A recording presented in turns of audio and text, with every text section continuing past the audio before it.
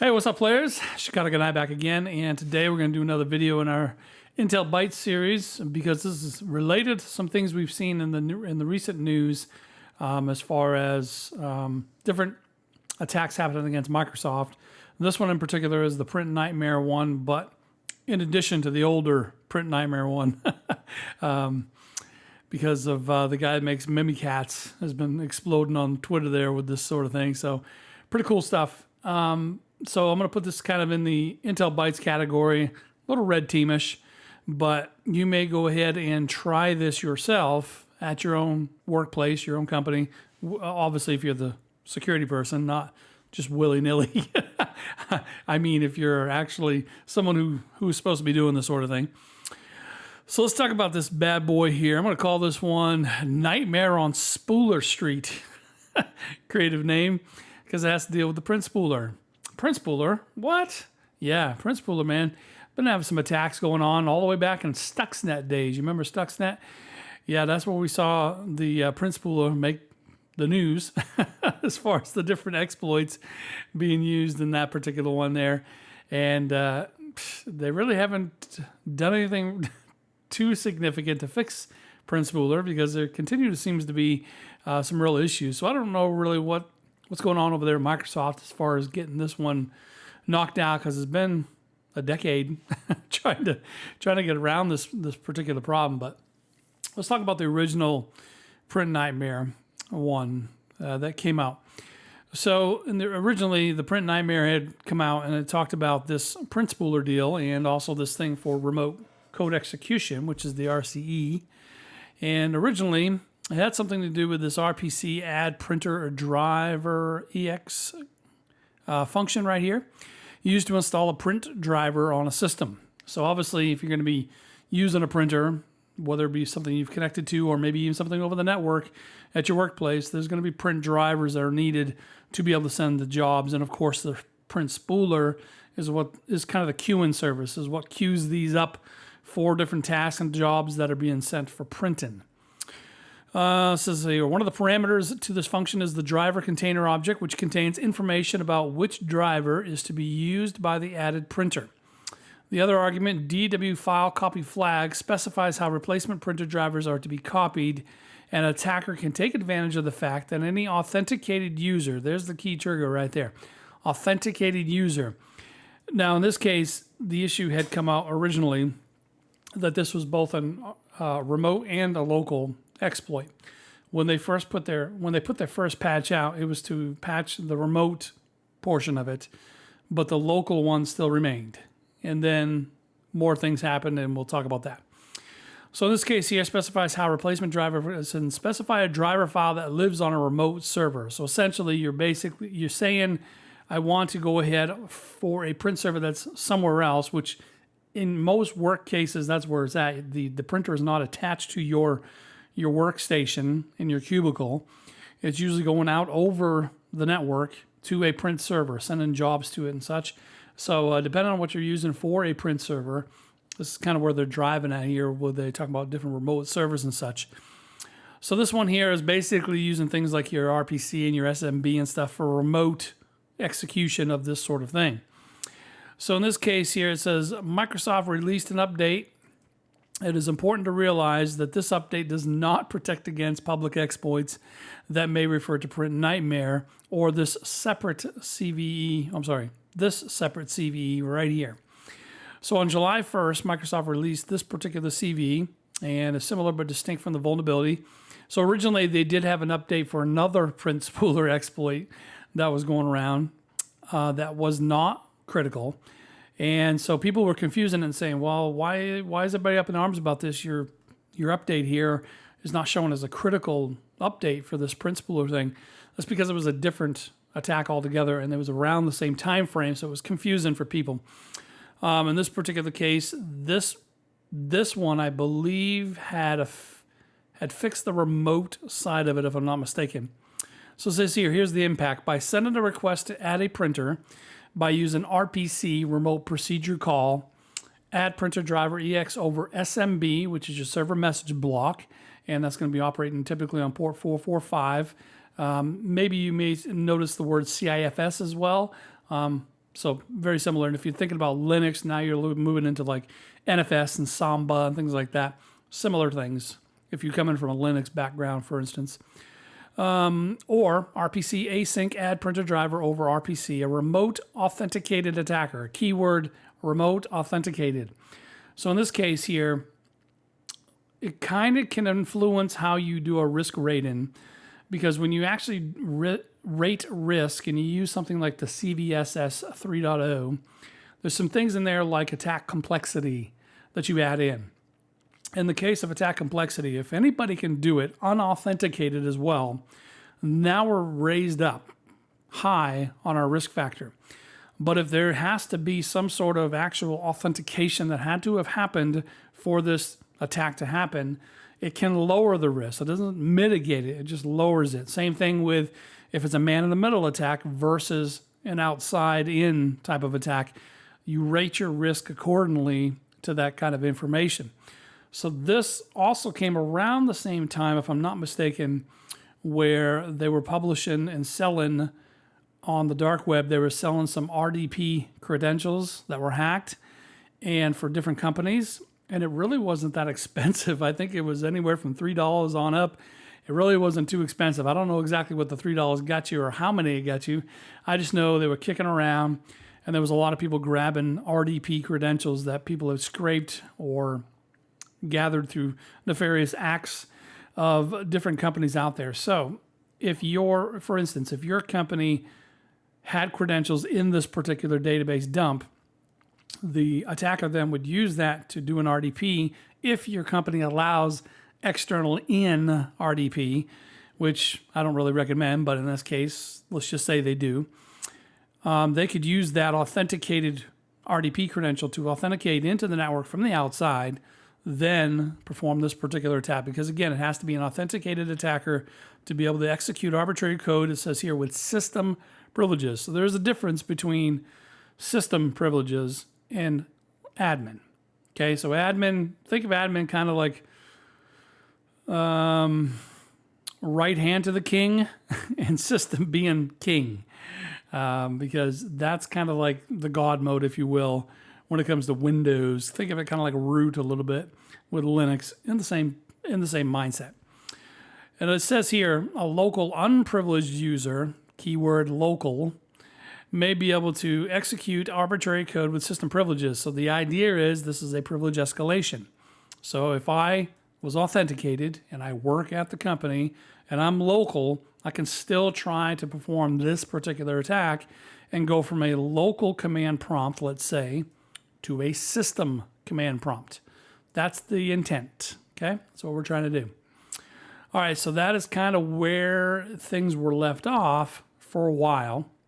And then this guy here, Benjamin Delpy, who made Mimikatz, had said, well, there's actually some other issues that people aren't addressing, like Microsoft. And he would constantly hammer on Twitter as well as everybody else. Hey, where's the patch? Hey, anybody fixing this? So this one was related to once they patched the remote ability to do this. In other words, whatever they did to patch it, I think in, where was it? Whatever the newest patch was, which I think is down here. Oh, by the way, the key mitigator is to disable print spooler on machines that you don't use it on. So you should never really have a print spooler service running on any domain controllers. Servers not even really there unless it is a print server. Then you maybe have to monitor that a little bit more carefully, but definitely not on other machines in this case here. It's a good idea in your company to disable print spooler on all of that. But they're saying the all-around mitigation is to completely disable print spooler altogether. And you can also disable inbound remote printing through group policy and block RPC and SMB, because those are the things that allow the remote print driver install for this particular one here. And again, you're looking at ports 135, 139, and then 445 as well. So then we get into this one right here, point and print. So this has been around for a while. Now, my understanding was that point and print, I thought, was not enabled by default. So I'm kind of curious because what I did is I made a brand new server VM here, server 2012. The only reason I'm using a server, and it does show that I'm admin when I do it, so I'll let you know some details about that. But the reason I'm using this is because the Windows 10 that I put in for a VM here on VirtualBox is running like absolute garbage. And so I just got tired of waiting on it. So I'm popped in here with a brand new server 2012 R2. So I haven't done anything. I haven't specified anything. I haven't gone in and disabled point and print explicitly. I haven't done anything really. And I'm still able to do this. So I'm kind of curious if that's actually true, or maybe it's true for Windows 10 but not for servers. Either way. So the point and print deal is kind of an interesting thing because it's where you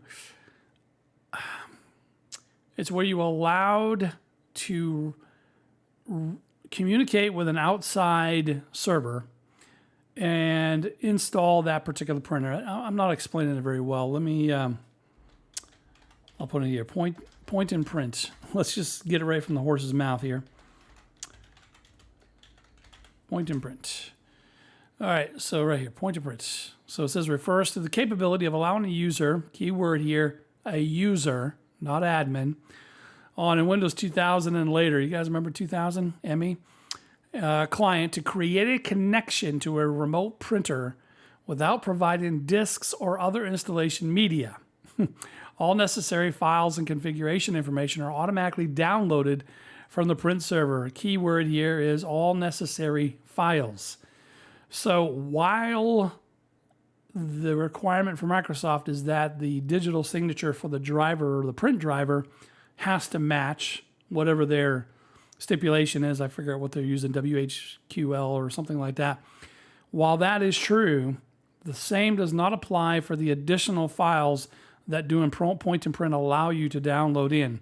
Therefore, if I can use point and print to connect to an outside print server, and that print server along with the print driver sends along a malicious or Trojan DLL, the actual print spooler will run that DLL as system. Therefore, if the DLL gives us a command prompt or executes a command prompt, it's going to execute the command prompt as system, if that makes sense. So in this particular case, that Mr. Delpy there pointed this out, saying, okay, yeah, it's great. You all fixed the RPC driver deal that we talked about, but we're forgetting about point and print. And the reason why I guess Microsoft didn't really make any big hullabaloo about it for a while is maybe there's a lot of companies that don't use point and print, but I doubt that. And I still kind of wonder about where people say it's disabled by default, because again, I haven't done anything to this machine, and I am able to actually install a printer from this guy's remote server here, the gentilekiwi.com. So essentially what you're doing is this. You're connecting to his print server, which has the driver and such, and then that also downloads a DLL that does bring up the command prompt as system. Okay? So that's essentially what's happening here. And you'll also notice if I go to my printers, I think it's just under devices and printers, you'll notice I don't have any Kiwi, whatever. I don't have any of that kind of stuff here listed, but we'll see. We'll see what happens. Now, I did also try this on a regular Windows machine earlier, and I did have normal user command prompt, not administrator, and it gave me system. So it gave me an administrator command prompt, which was pretty wild from doing this particular attack here. All right, so let's go ahead and run through what this is. So right here, Gossy the dog, I always like his stuff. You remember my Hive Nightmare one? I pulled that from him as well. So here he has that, whatever Benjamin here was talking about. He just kind of conveniently put that together into a batch file. And if you look at the batch file, you'll see it's doing a net use command to connect to the print nightmare gentilekiwi.com, the IPC, and it says user gentile guest and password. And you'll notice that's what he puts here. All right, so he's basically running this, essentially, in just one single batch file. And then from there, there's the DLL right there. Okay. Now there's another spooler thing that gets installed, I believe, called MIMI Spool. That may be picked up by some EDR solutions, but I did try this on a machine that uses an EDR, a very popular one. I won't give out the name for it, but it was a very popular one that a lot of people use. And it did not block the actual exploit. It did, however, block the whatever the DLL that was passed in, or the service that was there, MIMI Spool, I think it was called. And I think it does that based off of the name MIMI, because it blocks everything Mimikatz, this particular EDR. So I'm assuming that's kind of the deal. But it still gives me system access, and it still allows me to run commands. But I don't have an EDR on this. I just have basic, whatever Windows Defender, whatever we have rocking on this by default. All right, so basically you download this and run it. So let's do that. So I'm going to go back here, and I'm going to right-click it, save as. It says save as .bat, so we'll go ahead and switch to all files. And I will call this .bat, and we'll save it here under downloads. And let's verify that it didn't try to add any kind of double extension or anything like that. Yep, it did. That's weird. It's all right. Let's go ahead and get rid of that. All right, so we now have a batch file here. What we're going to do is navigate to it within command prompt. So let me bring up a regular command prompt. Now, as I mentioned, I did try this prior with non-administrative command prompt. Okay, so what I want you to see here is if I do who am I, you can see right here I am whatever this Windows machine is, and then administrator. Okay. And as I mentioned, administrator is good, but what's even better is something called NT authority / system. Okay, that's kind of our God mode, and that's kind of what we want. And fortunately for the attacker, Print Spooler does run a system. So very cool stuff. So let's do that. Let's go ahead and take a look here. We're going to navigate over to our downloads. And we should have our, System Nightmare. So let's go ahead and pop that. So I'm going to say System Nightmare .bat and make sure everything's typed in correctly. All right, so you can see up here on the top, it's connecting to the Kiwi Legit printer on gentilekiwi.com. Give it a second, and we should see, hopefully, something pop up. And again, you'll have to be internet connected, obviously, for this, because this is internet accessible on this particular one.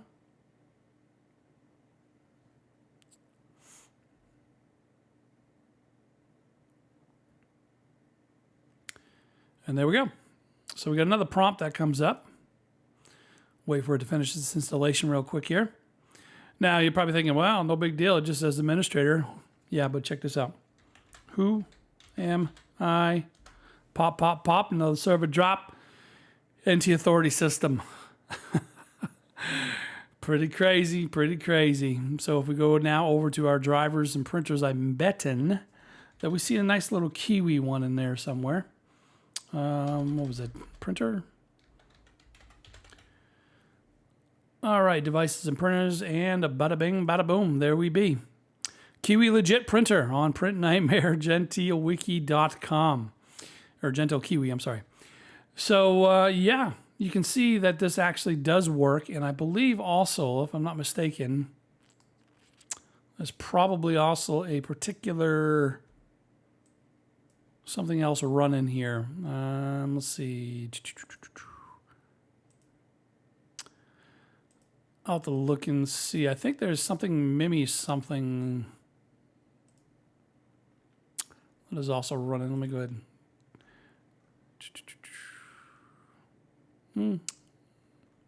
Maybe not. Before, when I had run this before, it did have one of those that was running. So I'm kind of curious. It's not running here. But if it does, it'll probably be picked up by an EDR for that particular thing there. But the EDR that I tried this against did not block me from doing this. And I do not see the MIMI one, but I know it's called MIMI Spool. So yeah, if you get an error or you get something that pops up in your EDR, say MIMI Spool, that's typical. That's what you can expect. And it's actually going to be installed still there, if I'm not mistaken. Actually, you know what? I wonder if it's under our drivers. Let's go take a look here. It's been a while since I navigated. I do a lot of stuff in Linux now, so I'm trying to remember where the heck things are. Drivers? No. I don't even know where it's at.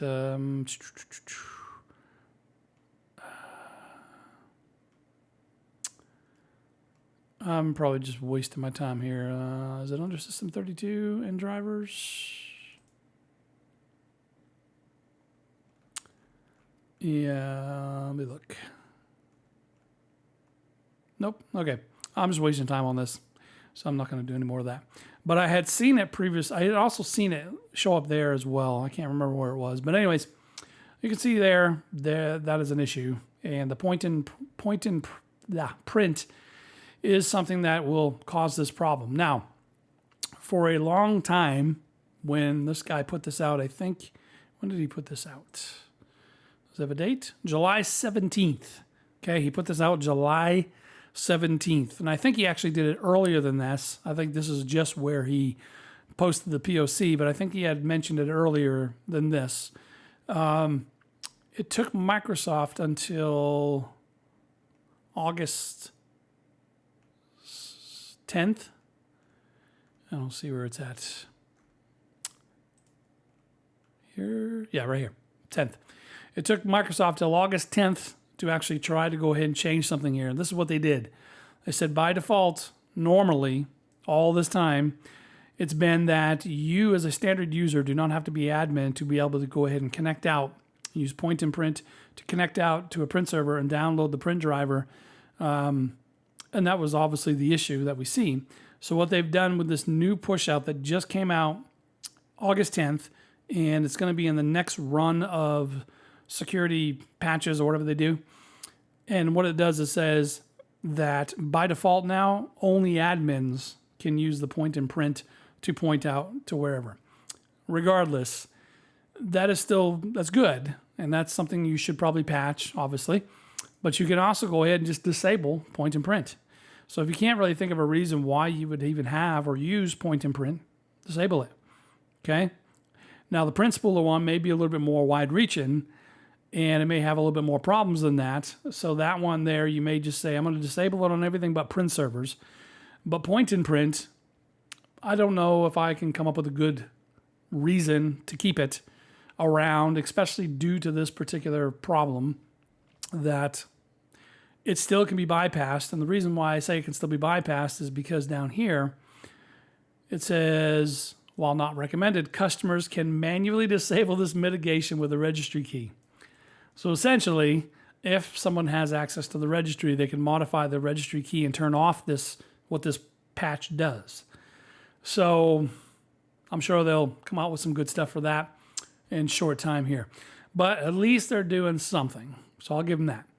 But if you go to the group policy settings and you look this stuff up here, you'll notice under group policy that you can disable or you can actually whitelist servers that you approve to be ones that you can point and print out to. So if you don't want to disable point and print, okay, but you can set it to say, I'm going to restrict it to only, server 1, 2, and 3 that I have control over, right? Nothing remote on the internet, none of that stuff. That's a good solution for you to do there, okay? Other than that, disable print spooler and disable point and print. Those are really your recourse. And of course, install this new patch here. But just be aware that a user can, well, I wouldn't say a user, an admin likely, because they're usually the ones that have access to the registry. But they can change the registry key to take away that privilege. So if you have an insider attack, which we've seen before, for instance, today they had one for Accenture, where an insider actually caused the issue, and now there's a big data dump from ransomware from there. So insider threats are still a problem. So if there is an admin insider who doesn't really like what's going on and they can go ahead and change the registry key, you may not be protected once you get the patch. So just keep that in mind, that is there. It is an out for people that don't want to do this sort of thing. I don't know why you would have an out for it and why by default it just wouldn't be only admin, but it is what it is. So those are the information I'm giving you guys. Do what you will with it. Just know that this is exploitable. And I would definitely, if you are one that does the red team-ish kind of things at your workplace, I would definitely try this. Because they may say, well, we patched, Microsoft put out the patch in July and we're good. Well, try to keep poking and prodding and try it and see, well, wait a minute, we actually have point and print installed here and enabled. So just keep that in mind, that this is something that could be pretty catastrophic, especially now that you can see I can get system authority credentialed command prompt here, which is a real problem. And again, I did do this earlier somewhere else from a standard user command prompt. The only reason you saw an administrative one originally is because I'm on server, and that's because my Windows 10 VM sucked. So I'm just basically telling you it does work, and you just try it for yourself. Don't take my word for it. Do it yourself. Get out there and actually attempt this and try this, and support old Gossy the dog. I like the way he does his stuff. He's got a lot of cool stuff. And of course, support Benjamin Delpy. Hook him on Twitter, because he's going to keep you informed on all the different ways around these, because I think he came up with a new one today, if I'm not mistaken. So I'm going to have to go check that out. He also mentions on his Twitter how to, fix this or prevent this particular behavior. And it's pretty much these documents I gave you here. Okay. So I would definitely go ahead and hook that up, and follow both of those people over on Twitter, because they're pretty awesome on that. I love what they provide. And of course, subscribe to me at YouTube, and you can subscribe to me and follow me as well on Twitter, because I do put some posts up there as well. So yeah, go ahead and follow me up on YouTube. And if you like what the content is, click on notifications, the notification bell, so you can go ahead and get notified when I do more videos. I'm going to try usually to do 2, at the most 3 a week, but usually I do about 2. Next week, I will not be putting any out because I'll be on vacation, so I'll be taking a hiatus from security for a short while, so be only about a week or so, but about a 7-day deal. So I'll be back and ready to rock out some more ones. I'm going to work on some stuff while I'm on vacation, just kind of messing around, come up with some new plans here, and hopefully I'm going to work on a way to try to go ahead and start my own stream. That'd be kind of cool, right? Do a little Twitch stream or YouTube stream where you guys can interact and ask questions. We'll do some pop live. We'll do some thread intel discussions. So I'm planning on doing that. I'm also planning on doing my music live as well. So I do have music to hack by, and it's kind of trip hop-ish electronica where I'm playing live instruments, my guitar, and MIDI polyphonic instrumentation, and some more electronica feel, some more music to hack by, make you feel like Tron or something. So that's the goal. So hope you guys will join me on that and my YouTube, and subscribe and enjoy the rest of the content. Until next time, peace out, players.